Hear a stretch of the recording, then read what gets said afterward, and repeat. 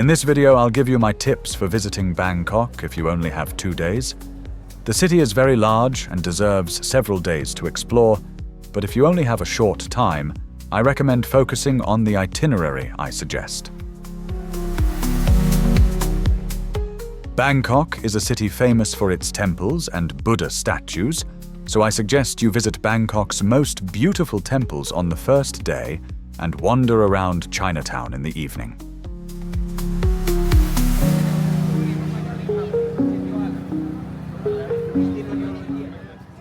For the second day, I recommend you move a little outside Bangkok and see the Mae Klong market and the Damnoen Saduak floating market.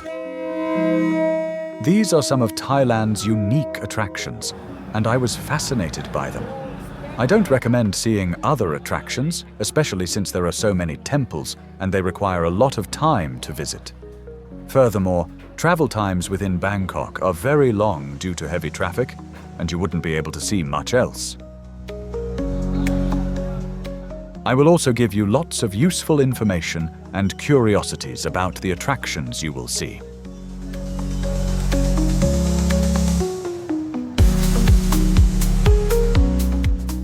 The first attraction is the Wat Pho, a complex of historic buildings that absolutely shouldn't be missed, even if you have little time available. Wat Pho is a complex comprising several temples and other Buddhist structures. The temple dates back to at least the 17th century, during the Ayutthaya period, although its exact origins remain uncertain.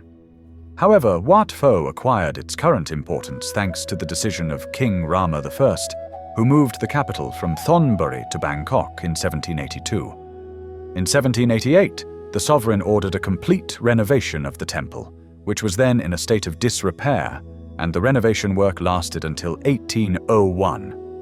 It was at this time that the temple was named Wat Phra Chetufon Vimal Mangklavas. These 71 pyramid-like or tower-like structures, 5 meters high, are called Phra Chedi Rai, small pagodas. They are very beautiful, especially for their decorations, but they also have a religious function. They contain the ashes of the Thai royal family.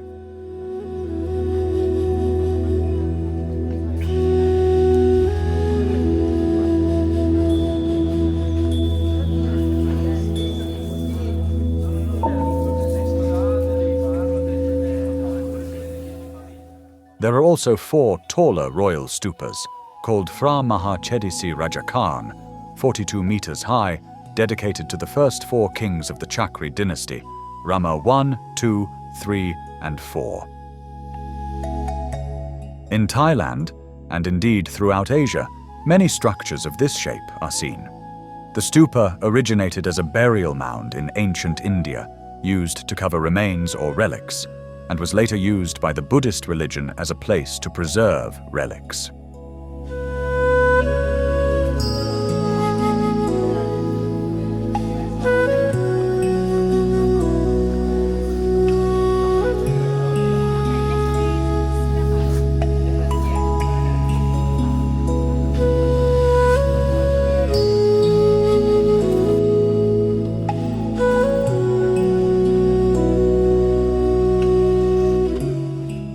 There are many small temples within the complex. To enter each temple, you must remove your shoes. But why do you have to remove your shoes? Shoes are removed out of respect for a sacred place and for hygiene, as the feet are considered the most impure part of the body, and shoes keep the world's impurities outside, allowing worshippers to sit and pray on the floor without offending the sacred images of Buddha, keeping the floors clean.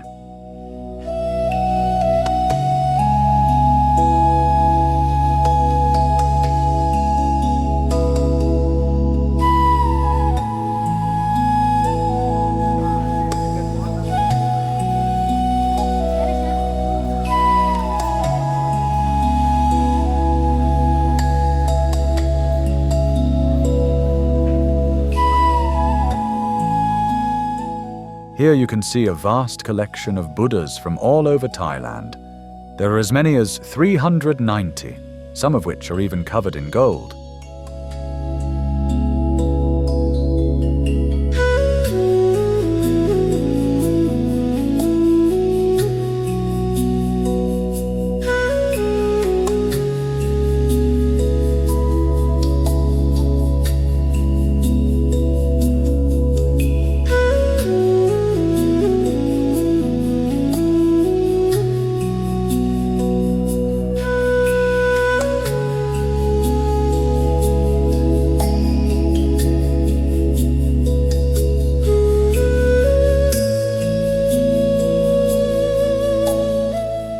Now we enter one of the most famous temples of the complex, that of the reclining Buddha.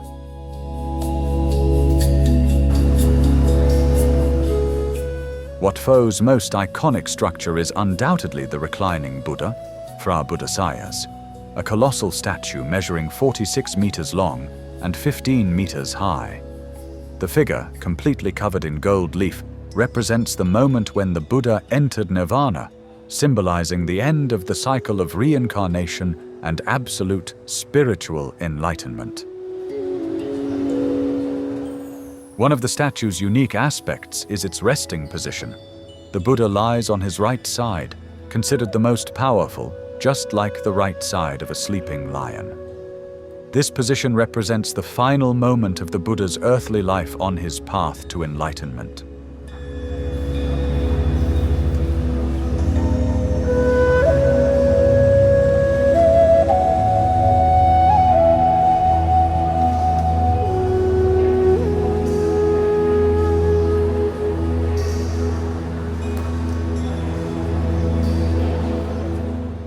It's one of the busiest places in the complex, so be prepared to be surrounded by lots of people and even to queue to take photographs.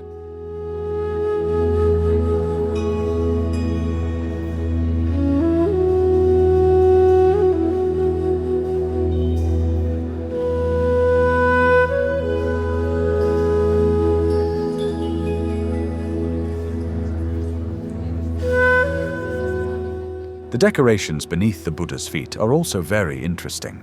The intricate mother-of-pearl decorations on the feet of the reclining Buddha at Wat Pho represent the 108 auspicious attributes of the Buddha, known in Sanskrit as laksanas or lokshans. These symbols are divided between the 2 feet, with each foot decorated with 54 of these fascinating spiritual symbols.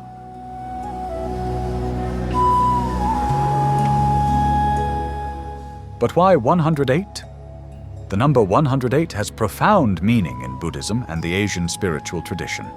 According to Buddhist principles, the number represents spiritual completion. In the context of the reclining Buddha, these 108 symbols tell a complex story of perfection, awakening, and the path to enlightenment. The 108 symbols on the soles of the feet represent the 108 teachings and 108 positive virtues that the Buddha practiced on his path to nirvana. Some Buddhist teachings relate that there are 108 types of defilations, moral impurities, and 108 earthly temptations that the Buddha overcame during his spiritual journey.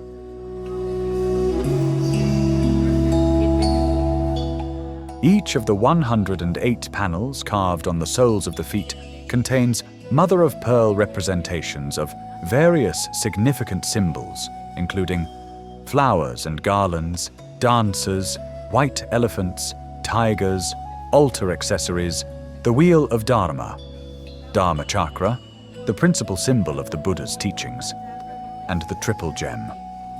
The use of white mother-of-pearl against a black background creates a fascinating visual contrast and represents one of the most extraordinary examples of Thai decorative craftsmanship.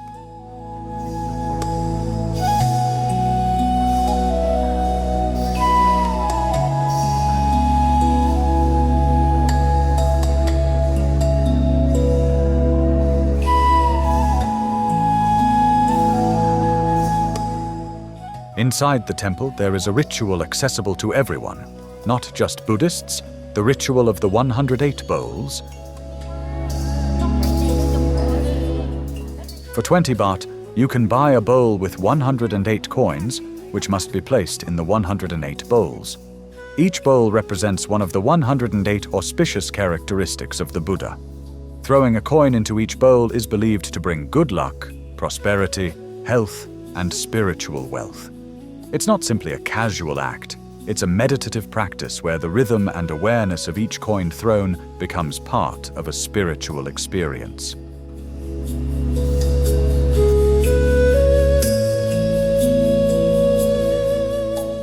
The most important place on a religious level is the Phra Ubosot temple.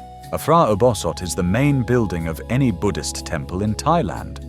The term derives from the Pali Uposatha, which refers to the recurring days of the full moon, new moon, first and third quarter, when Buddhist practitioners dedicate themselves to the rigorous practice of the precepts.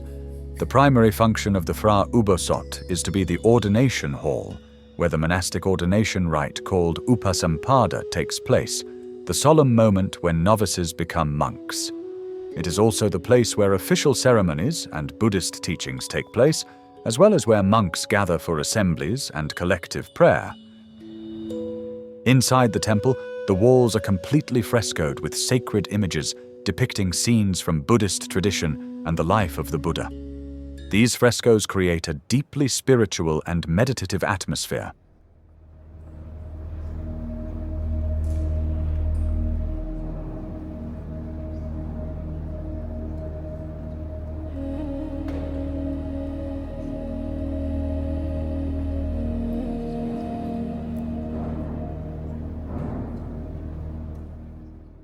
Next to the main Buddha are two crowned Buddha statues, completely covered in gold and gems, dedicated to Kings Rama I and Rama II, respectively.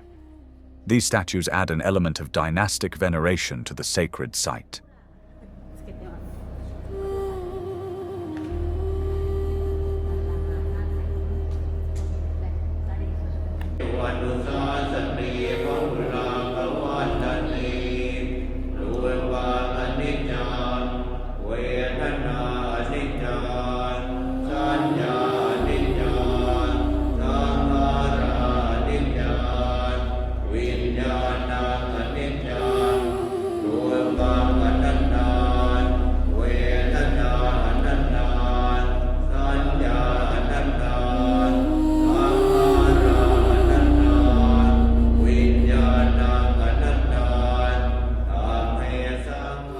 Another must-see attraction is the Royal Palace, located near the Wat Pho we just saw.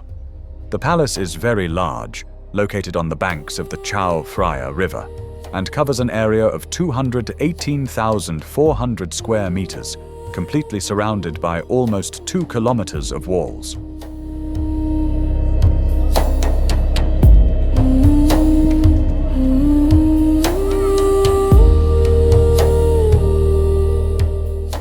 Since it is the king's residence, only a small portion is accessible and visitable. Let's start with Wat Phra Kayu, the complex of buildings that also houses the famous Emerald Buddha.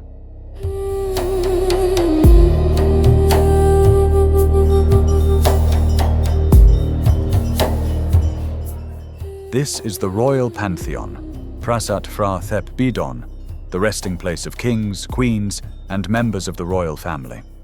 Inside are statues of the first 9 Ramas, although it is only open to the public 1 day a year. The building is flanked by 2 golden towers, Chedis, the Phra Suvarna Chedi, built by Rama I in memory of his parents.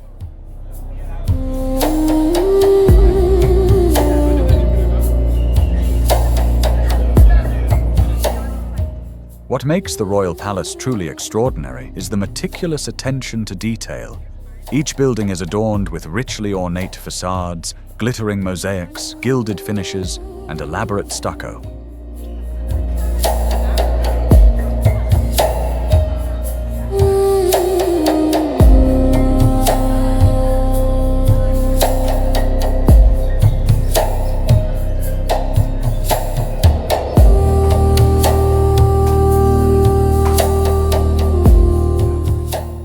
Within the complex of Bangkok's Grand Palace and Wat Phra Kayu lies one of the most fascinating and historically significant attractions, a scaled-down miniature of Cambodia's famous Angkor Wat Temple.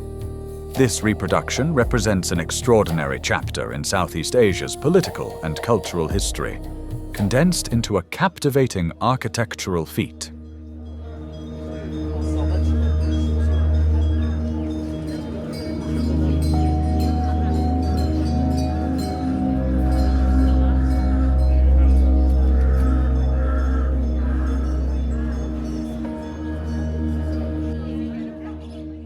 Particularly noteworthy are the guardian statues, yakshas, supporting a golden stupa. These imposing mythical figures are a common feature in Buddhist temples and important palaces. They are depicted with vibrant colors and intricate gold details.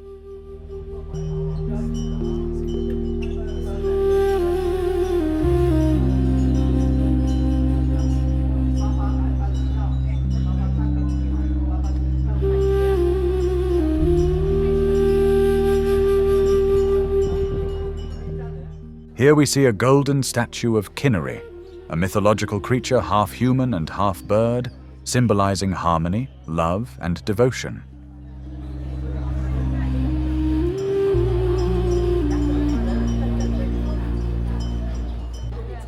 Let's see the Emerald Buddha now.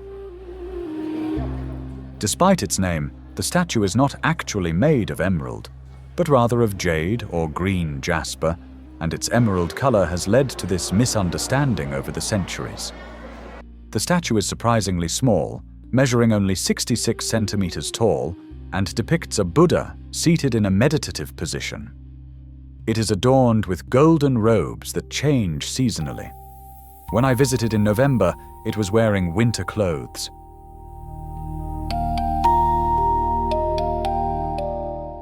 The paintings on the interior walls of the royal palace complex, particularly Wat Pho, form one of the most spectacular and important mural cycles in Thailand, both artistically and symbolically. They visually narrate the national epic of the Ramakien, the Thai version of the Indian Ramayana, like a very long, sacred comic strip that runs along the temple's porticos.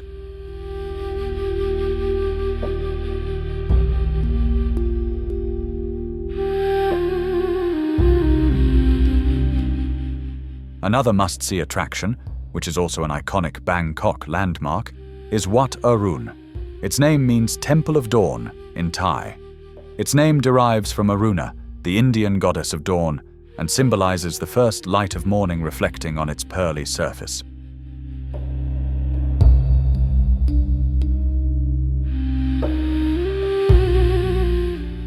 It was originally a small temple called Wat Makok, Temple of the Olives.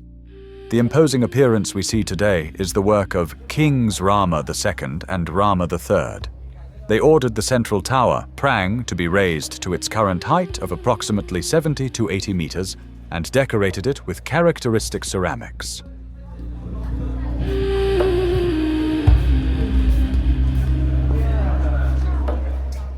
The ceramics at Wat Arun represent one of the most fascinating and ingenious examples of decorative art in Thailand, as well as one of the first historical examples of creative recycling on a monumental scale. In the 19th century, Chinese merchant ships arriving in Bangkok carried silk and tea, but to maintain stability during navigation, they used tons of old porcelain, defective plates, and ceramic fragments as ballast in their holds. Rather than throw this waste into the river, King Rama III decided to reuse it. Thai artisans selected the pieces, further broken them if necessary, and set them in fresh stucco to create intricate floral mosaics. The main tower, over 70 meters high, represents Mount Meru, which in Buddhist and Hindu cosmology is considered the center of the universe. Surrounding the central tower are 4 smaller spires housing statues of Phra Phai, the god of wind. They represent the 4 cardinal points and the continents surrounding Mount Meru.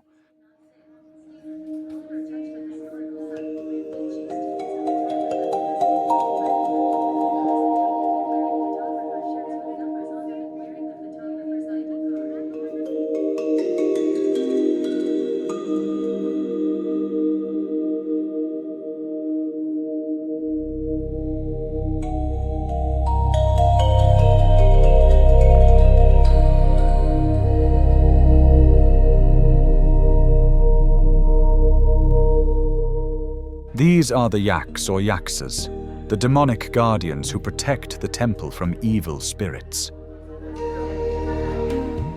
One place to eat real street food is the Chinatown district. I suggest you go in the evening because it is truly the best time to eat local and very special food. You can also find fried insects to eat on the street: scorpions, centipedes, crickets, and insect larvae.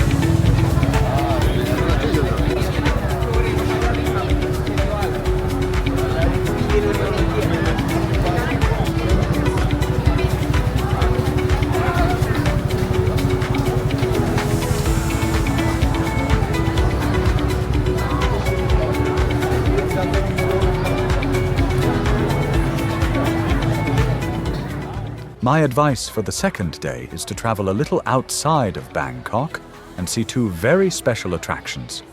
To reach these two attractions, I recommend using organized tours, as there is no public transportation or trains, and it would be very long and complicated. Below are some excursions to get there. These locations are also close to each other, so I recommend seeing both. The first is the Mae Klong train market, located in the town of Samut Songkhram, about 80 kilometers southwest of Bangkok. This market's unique feature is that it extends directly over the railway tracks in the heart of the city, creating a surreal scene when trains pass by the stalls. This market boasts a history that predates even the construction of the railway line, inaugurated in 1904. When the railway to Bangkok was built, the traders chose not to relocate, preferring to adapt to the new situation rather than abandon their historic location. This decision gave rise to what has now become a fascinating tourist attraction while maintaining its original function as a local market. 8 trains a day pass through the market, 4 in each direction, literally brushing against the merchandise on display. The stalls are located just inches from the tracks, protected by curtains that the traders retract seconds before the train passes.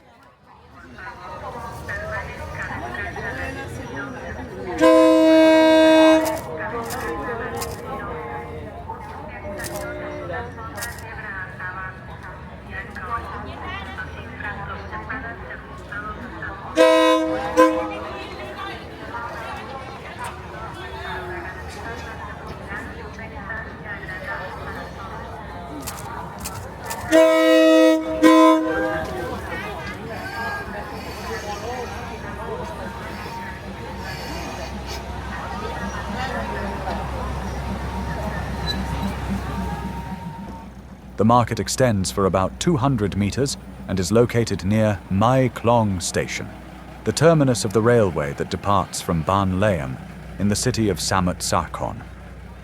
3 minutes before the train arrives, a buzzer alerts the merchants, who quickly move their tents and goods just enough to allow the convoy to pass. Immediately afterward, everything returns to normal, as if nothing had happened. Since this place is always very crowded, my advice is to choose a spot and stop to wait for the train. You can also ride the train, but I recommend seeing it from the market because it's more beautiful and exciting, as well as being free. Please note that trains run at set times. Trains will arrive at Mae Klong station at 8:30, 11:10, 14:30, 17:40, and depart the station at 6:20, 9, 11:30, and 15:30. So, try to be there before the train arrives to see it. The official schedule is on the official website, which you can always find in the video description.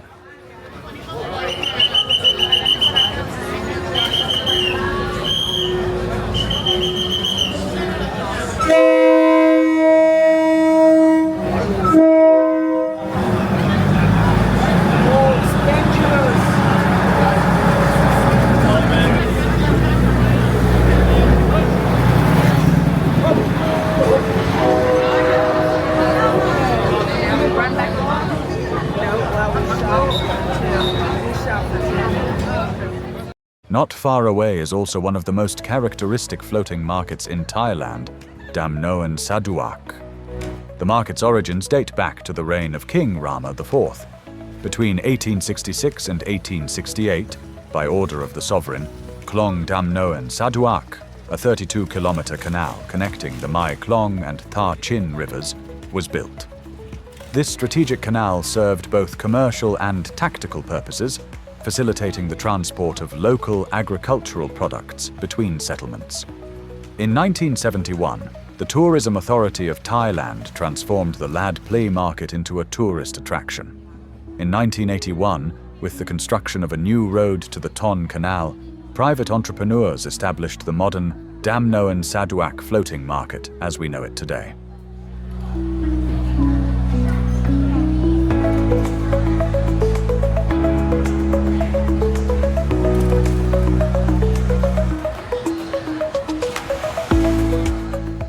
The market features a labyrinth of klongs, narrow canals, where vendors, mostly women, navigate traditional sampans, small wooden boats. The vendors wear traditional clothing, including mohom, blue peasant shirts, and ngob, large straw hats. The boats are laden with fresh vegetables and colorful photogenic fruits, creating a visually captivating atmosphere. The experience is quite touristy, as the current function is to sell products to tourists, but it's still a unique experience worth having if you visit Bangkok.